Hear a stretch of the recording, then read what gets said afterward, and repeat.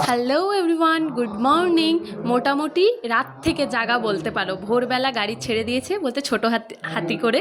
তো স্টেডিয়ামের সাইড দিয়ে পাস করছি, দেখিয়ে দিলাম, কারণ এর পরে রাস্তায় আর কোনো ভিডিও নেই। আমি একদম বমি ফমি করে একাকার কাণ্ড, সারাটা গাড়িতে আমি বমি করতে করতে এসেছি।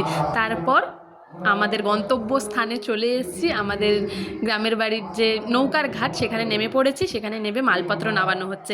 আর আমার মুখ চোখের দেখো একদম বেহাল অবস্থা। তারপরে নৌকাতে জিনিসপত্র তুলে নিয়েছি, এপার থেকে ওপার হতে হবে। গ্রামে আসলেই না সেই যে একটা ফুরফুরে হাওয়া, আনন্দ, সব মিলিয়ে যেন একটা আলাদাই ব্যাপার।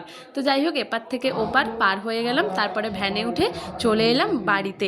দেখতেই পাচ্ছ প্যান্ডেল ট্যান্ডেল হয়ে গেছে, কিন্তু এখনও একটু সাজানো ইনকমপ্লিট আছে, কমপ্লিট হয়নি। কালকের ভিডিওতে তোমাদের দেখাবো আমাদের প্যান্ডেলটা কীরকম করে সাজিয়েছে। তারপরে জিনিসপত্র বই হলো। তারপরে দেখো প্যান্ডেলটা তোমাদের ছোট্ট করে একটু দেখিয়ে দিলাম ভিতরটা কেমন করেছে। এবারে প্যান্ডেলটা না খুব সুন্দর করেছে, কিন্তু ভিতরটা আমার তো ভারী পছন্দ হয়েছে। আর গ্রামের প্যান্ডেল যেই রকম হয় আর কি। তারপরে একদম খুব ক্লান্ত বাড়ি এসে খেয়ে দিয়ে একটা লম্বা ঘুম দিয়ে নিয়েছিলাম।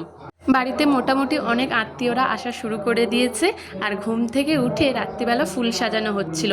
আমাদের এই মন্দিরের চারিপাশটা না পুরো ফুল দিয়ে সাজানো হয়। আর তারপরে এই কদিন খাওয়ার জন্য বোঁদে ভাজা হচ্ছে রাত্রিবেলা। মোটামুটি এগুলো ভাজা হয়ে গেছে, এরপরে রসে চুবিয়ে রাখছে। আমি তোমাদের দেখিয়ে দিলাম, আমাদের বাড়িতেই কিন্তু বোঁদে ভাজা হয়, কোনো দোকান থেকে কিনে আনা হয় না। আর এই যে 3খানা উনুন বানানো হয়েছে রান্না বান্নার জন্য। তারপর রাত্রিবেলা খাওয়া দাওয়ার পরে একটু হাঁটতে বেরিয়েছিলাম। দেখতেই পাচ্ছ চারিদিক অন্ধকার। আমি আমার মুখটা দেখানোর চেষ্টা করলাম, কিন্তু দেখানোই গেল না। তো আজকের এখানেই শেষ করলাম, কাল আবার দেখা হবে, টাটা।